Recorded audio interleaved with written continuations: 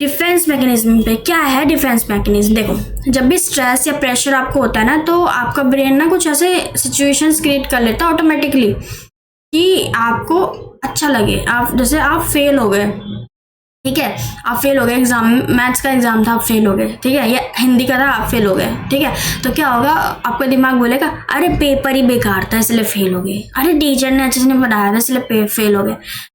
ये नहीं बोलेगा कि आपने पढ़ाई नहीं तो फेल ही तो हो गए। नहीं, मैं नहीं भाई, मैंने तो पढ़ा था, पेपर ही अच्छा नहीं बना था, या टीचर ही पढ़ाता ही नहीं था, क्या करूँ, तो मैं पढ़ नहीं पाया, या फिर लाइट चली गई थी ना, मैं पढ़ नहीं पाया, रिवाइज नहीं कर पाया, या पेपर बहुत लेंथी था, मैं लिखते लिखते लिखते थक गया, मेरा कंप्लीट ही नहीं हुआ। ये सब क्या, ये सब बहाने क्या है, बहाने, ये सारे बहाने अलग अलग तरीके से देते हैं ना हम अपने आप को, उसे सेल्फ डिफेंस कहते हैं, ठीक है। तो यहाँ पे देखो 15 टाइप के हैं, कि इसको हम थोड़ा सा डिटेल में पढ़ते हैं, फटाफट करवा देती हूँ डिटेल में कि ये देखो कुछ बहाने हैं, कुछ है, ठीक है। सबसे पहले तो हम डिनायल पढ़ते हैं। डिनायल का मतलब क्या होता है, अस्वीकार, इग्नोरिंग और refusing to accept reality because it is too painful.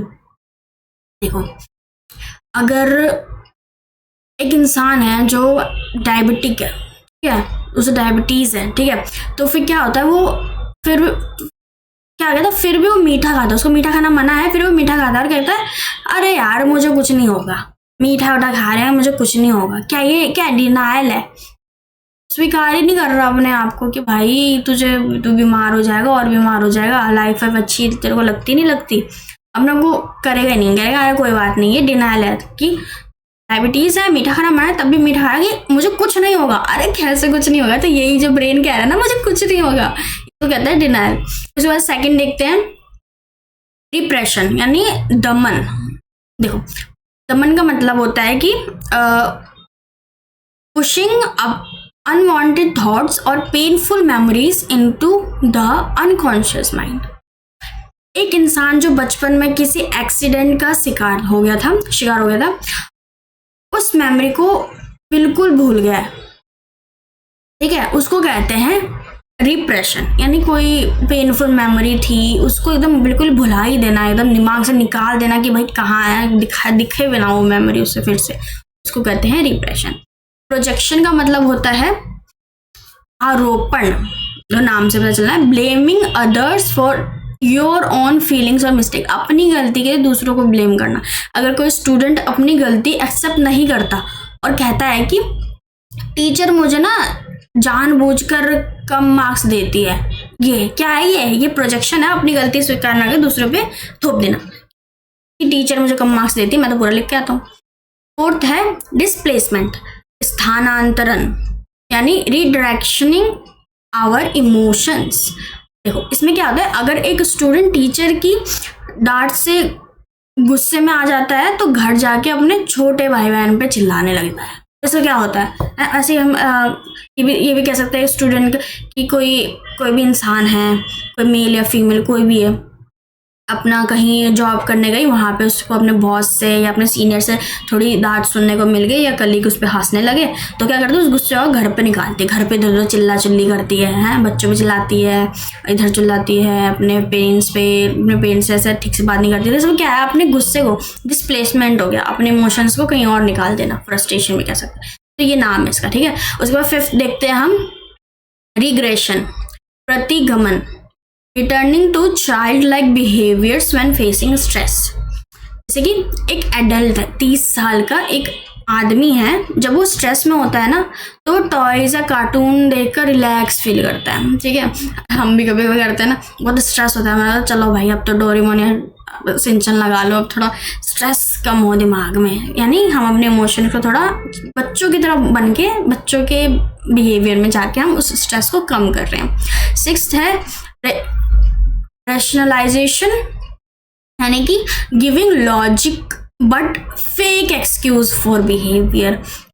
एक लड़का जो जॉब नहीं पा सका, या कोई भी एक लड़की जो जॉब नहीं पा रही है, नहीं मिल रहा है उसको, तो क्या कहती है, मुझे वैसे भी ये जॉब पसंद नहीं थी, हाँ मुझे तो चाहिए ही नहीं था, ये जॉब नहीं मिली, तो क्या कहता है लड़का या लड़की कि मुझे तो वैसे भी जॉब पसंद ही नहीं थी, बेकार सी थी, सैलरी इतनी कम, इतनी दूर जाना, काम भी इतना, तो ये होता है, ठीक है।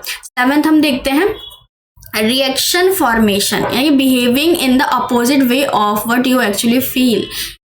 मान लो एक कोई भी पर्सन है जो एक पर्टिकुलर चीज को पसंद कर रहा है, जैसे मैंने देख लिया कि मुझे ये वाली ईयरिंग बहुत पसंद आई, ठीक है, जूडियो में गई, मुझे ये वाली ईयरिंग बहुत पसंद आई, फिर मैंने उसकी रेट देखी, मैंने कहा अरे यार ये 300 की है, 300 लायक तो है ही नहीं। फिर मैं क्या कहती हूँ, अरे बेकार है यार, अच्छी नहीं लगी मेरे को, अरे बहुत बेकार है। यानी आपको पसंद थी, फिर आप अपोजिट बिहेव करने लगते हो, पैसे देखते हैं कि अरे मेरे को तो पसंद ही नहीं थी, इसमें तो ये कमी है, ये कमी है। तो इसको कहते हैं रिएक्शन फॉर्मेशन। अपने बिहेवियर को थोड़ा सा रिएक्शन फॉर्मेशन करना है, अपने रिएक्शन को बदल देना। उसके बाद है सब्लिमेशन, सुभिकरण, redirecting negative energy into positive action. एक जैसे कि एक गुस्से वाला इंसान है, मेल या फीमेल, उसको बहुत गुस्सा आता है, कह सकते हैं एंगर इशू है, तो क्या करता है वो जिम ज्वाइन कर लेता है ताकि वो अपने उस गुस्से वाली एनर्जी को ना जिम में निकाल के अपनी बॉडी बना ले प्रोडक्टिव वे में। तो इसको बहुत अच्छा माना जाता है सब्लिमेशन। अगर आपको पता है आपको गुस्सा आता है तो आप या तो स्पोर्ट्स खेल लो, जिम वम कर लो, जिससे आपका गुस्सा भी निकल जाए, वो गुस्सा वाली एनर्जी भी निकल जाए और साथ ही में आपकी बॉडी भी बन जाए, आपकी पर्सनैलिटी भी बन जाए। समझ रहे हो, ऐसी। उसके बाद है 9th सप्रेशन यानी दबावन, ठीक है, यानी consciously choosing to forget a painful memory और पेनफुल एक्सपीरियंस। एक स्टूडेंट एग्जाम में एक स्टूडेंट एग्जाम के फेलियर से बहुत डरता है, ठीक है, और एक बार क्या हुआ, क्योंकि वो डरता क्यों है, क्योंकि वो एक बार फेल हो गया था, तो उस मेमोरी को वो भूलना चाहता है, ठीक है, तो वो अपने अलग गोल पे फोकस करता है। बार बार आ जाता है, अरे यार तू कहीं फिर से फेल हो गया तो, कहीं फिर से फेल हो गया तो। समझ रहे हो, नीट के बच्चे होते हैं, ठीक है, तो जैसे वो एक बार फेल हो गया, वो फिर से पढ़ाई करते हैं ताकि वो फेल को भूल के फिर से पढ़ाई करके इस बार पास हो जाए, ताकि उस मेमोरी को रिप्लेस कर दें। तो यही होता है कि जब आप किसी दर्दनाक जो आपकी यादें हैं ना, उनको भूलने के लिए आप किसी अलग चीज पे काम करने लगे, कभी ड्राइंग कर ली, कभी पढ़ाई कर ली, ये कर ली, कि वो भुला जाओ, उसको कहते हैं सप्रेशन।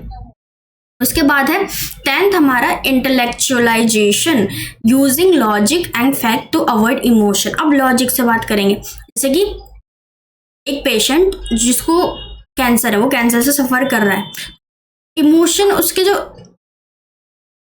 वो बहुत ज्यादा इमोशनल होने की जगह कि अब तो जिंदगी खत्म, अब तो कुछ नहीं हो सकता, ये सब सोचने की जगह क्या करता है, अच्छे से मेडिसिन वगैरह लेता है, डॉक्टर जो बोलता है वो सब करता है, ठीक है, साथ में भी पढ़ता है कि कैसे और लोगों ने अपने आप को इस चीज से रिकवर किया, कैसे मैं कर सकता हूँ, ये सारी चीजें पढ़ता है।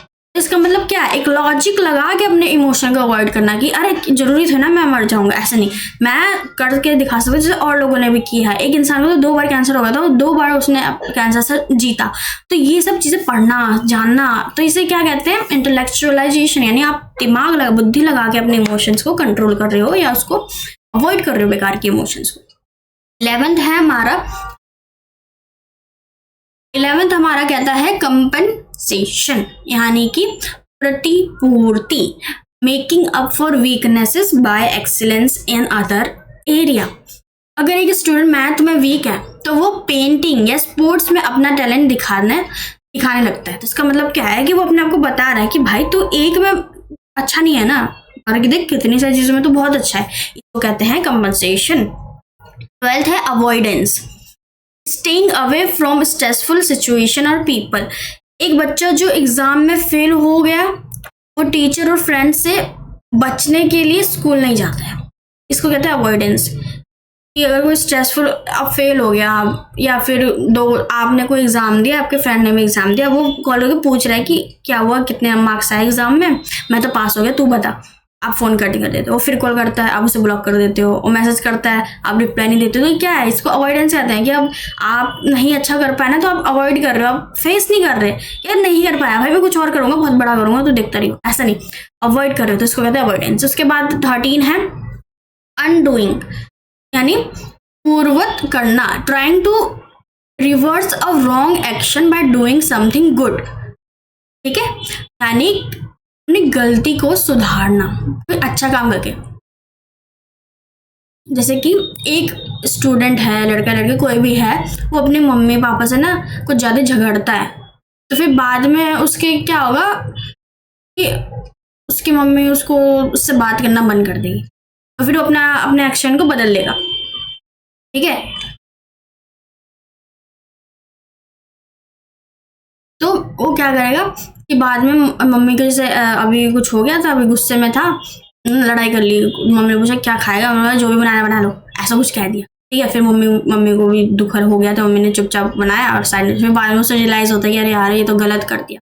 ठीक है, तो अब क्या करेगा, अब मम्मी के पास जाएगा, मम्मी की फेवरेट चॉकलेट या कुछ लेके जाएगा, पापा के पास जाएगा, पापा को बोल दिया उसने तू मैं कर ली, जाएगी करेगी, फिर चॉकलेट तो बात तो करेगी, बोलेगी सॉरी मैं गुस्से में थी मैंने कर दिया। उसको कहते हैं अनडूइंग।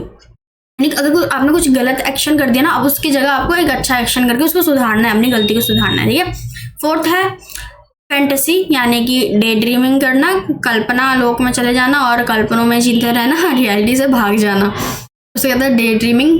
पता है बहुत आरामदायक होता है पर ये रियलिटी नहीं है ना। तो जैसे कि एक कोई भी लड़का है, एक लड़की है जो गरीब है, ठीक है, तो वो हमेशा सपनों में सोचती है अरे एक दिन मैं अमीर बन जाऊंगी, अंबानी अदानी से भी टक्कर लूंगी तो अपनी सिचुएशन से भागते हुए एक डे ड्रीमिंग करने को क्या कहते हैं, फैंटेसी या डे ड्रीमिंग कहते हैं। ठीक है, तो लास्ट हमारा 15 है स्प्लिटिंग, विभाजन, सीइंग पीपल और सिचुएशन एज कंप्लीटली गुड और completely bad with no middle ground. यानी कि या तो एक्सट्रीम अच्छा ही देखना किसी चीज को, या तो एक्सट्रीम बुरा ही देखना किसी चीज को। ठीक है, जैसे कि हम कह सकते हैं जैसे एक बच्चा है, वो उसे लगता है मेरे पेरेंट्स तो परफेक्ट है, मेरी मम्मी एकदम परफेक्ट, मेरे पापा एकदम परफेक्ट। ठीक है, बट कुछ दिनों बाद उसके पापा या मम्मी ने उसको डांट दिया। ठीक है, क्योंकि कुछ गलत कर रहा था, कुछ मिट्टी वगैरह इधर उधर फेंक रहा था, गमला वगैरह फोड़ रहा था, उसकी मम्मी पापा ने उसे डांट दिया बहुत तेज की। तो सडनली वो क्या सोचने लग रहा है, बेकार है मम्मी पापा, पूरी दुनिया के सबसे बेकार मम्मी पापा। इसको क्या कहते हैं, इसको कहते हैं स्प्लिटिंग। अपने बिहेवियर को एकदम से या तो अच्छा ही कर लेना या तो बुरा ही करना, मिडिल ग्राउंड नहीं। आपके पास कोई नहीं कि यार मैंने गलती की इसलिए तो नहीं ये गलत है, या तो अच्छा ही है पर्सन, सामने वाला पर्सन या तो वर्ल्ड का सबसे बेस्ट पर्सन है, और अगर उसने कुछ आपको कह कूद दिया तो वो सबसे बेकार है, सबसे बेकार इंसान है भाई, इससे बात ही मत करो। समझ गए।